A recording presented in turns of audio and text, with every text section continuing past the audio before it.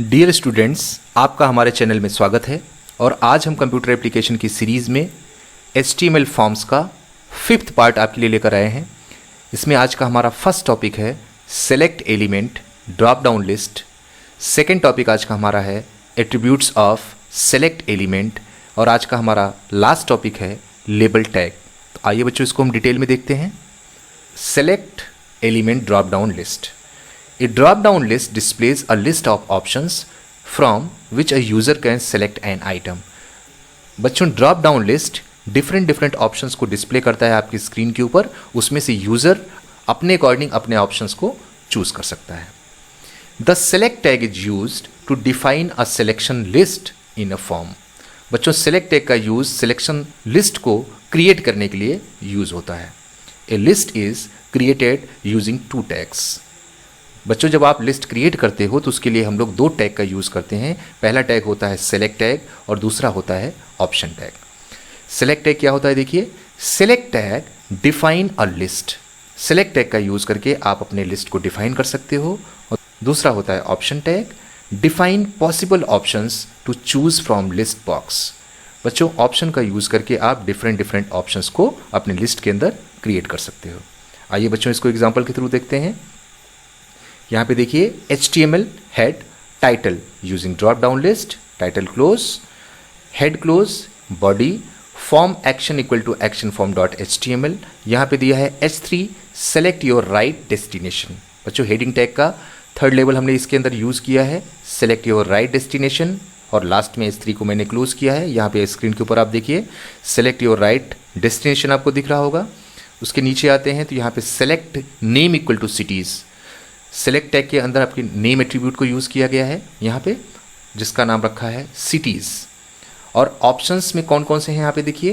पहला ऑप्शन इसके अंदर यूज़ किया गया है दिल्ली का, option Delhi, option close, option Lucknow, option close. Next value देखिए, option Kolkata, option close, option Mumbai, option close. और लास्ट में सेलेक्ट टैग क्लोज किया गया है। ठीक है, इस तरीके से यहाँ पे आपके सामने एक लिस्ट डिस्प्ले हो जाएगी। और लास्ट में input type equal to submit है, form close, body close, HTML close. तो बच्चों, इस तरीके से सेलेक्ट एलिमेंट और ऑप्शन एलिमेंट का यूज़ करके हम लोग लिस्ट क्रिएट कर सकते हैं। ठीक है, नेक्स्ट टॉपिक देखिए, एट्रीब्यूट्स ऑफ सेलेक्ट एलिमेंट। बच्चों, सेलेक्ट एलिमेंट में कौन कौन से एट्रीब्यूट्स हम लोग यूज़ कर सकते हैं उसकी ये लिस्ट है। आइए देखते हैं फर्स्ट एट्रीब्यूट कौन सा है हमारा। फर्स्ट एट्रीब्यूट देखिए बच्चों, यहाँ पे name attribute. Set an internal name for drop down menu. बच्चों, नेम एट्रीब्यूट का यूज़ करके आप अपने सेलेक्ट टैग के लिए एक इंटरनल नेम असाइन कर सकते हैं, जिसके थ्रू जो वैल्यू होगी आपकी लिस्ट की वो आपके सर्वर तक सेंड हो जाएगी। ठीक है, नेक्स्ट एट्रीब्यूट देखिए, size. Indicates the number of visible items in drop down list when user click on it. बच्चों, ड्रॉप डाउन लिस्ट का यूज़ करके आप अपने लिस्ट के अंदर कितने ऑप्शन डिस्प्ले कराना चाहते हैं ये हम लोग साइज एट्रीब्यूट का यूज़ करके डिसाइड कर सकते हैं। ठीक है, जैसे यहाँ पे आपने दिया है साइज इक्वल टू 2। इसका मतलब ये हुआ कि जो लिस्ट आपकी डिस्प्ले होगी आपके स्क्रीन के ऊपर 2 ही ऑप्शन हमारे सामने डिस्प्ले होंगे। ठीक है, नेक्स्ट एट्रीब्यूट देखिए, multiple. Indicates multiple options that can be selected with in the list. बच्चों, मल्टीपल एट्रीब्यूट का यूज़ करके आप अपने लिस्ट के अंदर मल्टीपल ऑप्शंस को डिस्प्ले करा सकते हैं, जिसमें मल्टीपल ऑप्शंस को आप सेलेक्ट भी कर सकते हैं। ठीक है, नेक्स्ट एट्रीब्यूट बच्चों देखिए, disabled. Indicates that drop down list should be disabled. बच्चों, अगर आप सेलेक्ट के साथ डिसेबल्ड ऑप्शन को यूज़ करते हैं तो जो आपकी लिस्ट स्क्रीन के ऊपर डिस्प्ले होगी, ठीक है, वो डिसेबल रहेगी। बच्चों, नेक्स्ट एट्रीब्यूट देखिए, auto focus. Indicates that the drop down list should automatically get focus when the page loads। बच्चों, अगर आपने select के साथ ऑटो फोकस का यूज़ किया है तो जैसे ही आपका पेज आपके ब्राउज़र के अंदर ओपन होगा तो आपकी लिस्ट एक्टिव हो जाएगी। और एक्टिव होने के बाद आप अपने कीबोर्ड से अप एरो या डाउन एरो की का यूज़ करके भी आप अपने ऑप्शंस को सेलेक्ट कर सकते हो, या माउस का यूज करके भी आप अपने ऑप्शंस को सिलेक्ट कर सकते हो। ठीक है, लास्ट एट्रीब्यूट सिलेक्ट का है बच्चों, required. Indicates that the user is required to select value before submitting the form. बच्चों अपने फॉर्म को सबमिट करने से पहले आपको अपने ड्रॉप डाउन लिस्ट में से अपने ऑप्शंस को सेलेक्ट करना होता है। अगर आपने ऐसा नहीं किया तो आपका जो फॉर्म है वो सबमिट नहीं होगा, क्योंकि इसके अंदर मैंने रिक्वायर्ड एट्रीब्यूट का यूज किया हुआ है। ठीक है बच्चों, नेक्स्ट टॉपिक हमारा देखिए label tag. The label tag defines labels for the input field and tells users about the value to be entered in the input field। बच्चों नेक्स्ट टॉपिक हमारा देखिए label tag. The label tag defines labels for the input fields and tells users about the value to be entered in the input field. बच्चों label tag का use हम लोग करते हैं input fields के लिए लेबल डिफाइन करने के लिए कि किस तरह का डेटा इसके अंदर एंटर होना है। जैसे यहाँ पे फर्स्ट नेम लिखा है तो यहाँ पे फर्स्ट नेम टाइप करना है। यहाँ पे लेबल हमको दिया है लास्ट नेम, तो यहाँ पे हम लास्ट नेम टाइप करेंगे। तो लेबल अगर हमको डिफाइन करना होता है तो वहाँ पे हम लोग लेबल टैग का यूज कर सकते हैं। एग्जाम्पल देखिए, HTML है title creating form, title close, head close, body, form action equal to action form dot HTML। First name यहाँ पे दिया है, input type equal to text, name equal to F name, और उसके बाद BR टैग का use किया गया है। बच्चों यहाँ पे हमने लेबल टैग का यूज नहीं किया है। और नीचे आते हैं तो यहाँ पे ध्यान दीजिए, यहाँ पे मैंने लेबल टैग का यूज किया है और लिखा है label last name, input type equal to text, name equal to L name, और इसके बाद लेबल टैग को क्लोज किया गया है और BR टैग का यूज किया गया है। ठीक है, अब बच्चों यहाँ पे लेबल मैंने दिया है और फर्स्ट नेम में लेबल हमने नहीं दिया है। इसमें लेबल देने से क्या होगा बच्चों, अगर आप लास्ट नेम के ऊपर भी क्लिक करते हैं तब भी आपका कर्सर इसके अंदर डिस्प्ले कर जाएगा। लेकिन फर्स्ट नेम में मैंने लेबल डिफाइन नहीं किया है, इसलिए जब आप इसके ऊपर क्लिक करेंगे तो आपका जो कर्सर है वो यहाँ पे डिस्प्ले नहीं करेगा। ठीक है, आगे देखिए बच्चों, जेंडर। जेंडर के नीचे देखिए लेबल फॉर मेल, यहाँ पे मेल लिखा है, input type equal to radio, name equal to gender, ID equal to male. बच्चों अगर रेडियो बटन या चेकबॉक्स के साथ आप लेबल यूज़ करते हैं तो वहाँ पे हमको ID का यूज़ करना पड़ता है। एक ID हमको यहाँ पे डिफाइन करना होता है, उसके बाद फॉर के साथ इसको हम यहाँ पे कॉल कर लेते हैं।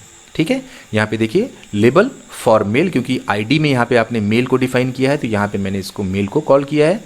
उसके बाद उसका नाम रखा गया है मेल और input type equal to radio है, इंटरनल नेम इसके साथ जेंडर डिफाइन किया गया है। ऐसे ही नीचे आते हैं तो यहाँ पे label for equal to female है, यहाँ पे फीमेल लिखा गया है, input type equal to radio है, नेम मैंने जेंडर रखा है और इसका एक ID डिफाइन किया गया है फीमेल के नाम से। इसके बाद BR टैग का यूज़ किया गया है। फिर लास्ट में input type equal to submit है, body close, form close, HTML close. बच्चों यहाँ पे लेबल डिफाइन करने से ये होगा कि जैसे ही आप मेल के ऊपर क्लिक करेंगे तो ये जो रेडियो बटन है ये ऑटोमेटिकली सिलेक्ट हो जाएगा, या अगर आप फीमेल के ऊपर क्लिक करते हैं ये फीमेल वाला जो रेडियो बटन है ये आपका सिलेक्ट हो जाएगा। ठीक है, इसके ऊपर भी क्लिक करके आप इस रेडियो बटन को सिलेक्ट कर सकते हैं, या डायरेक्ट इसके ऊपर भी क्लिक करके आप रेडियो बटन को सिलेक्ट कर सकते हैं।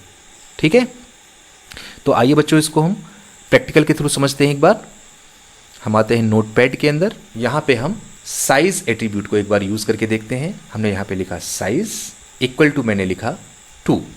ठीक है, इसका मतलब ये हुआ कि हमारी जो ड्रॉप डाउन लिस्ट होगी इसमें हमको 2 ऑप्शंस डिस्प्ले होने चाहिए।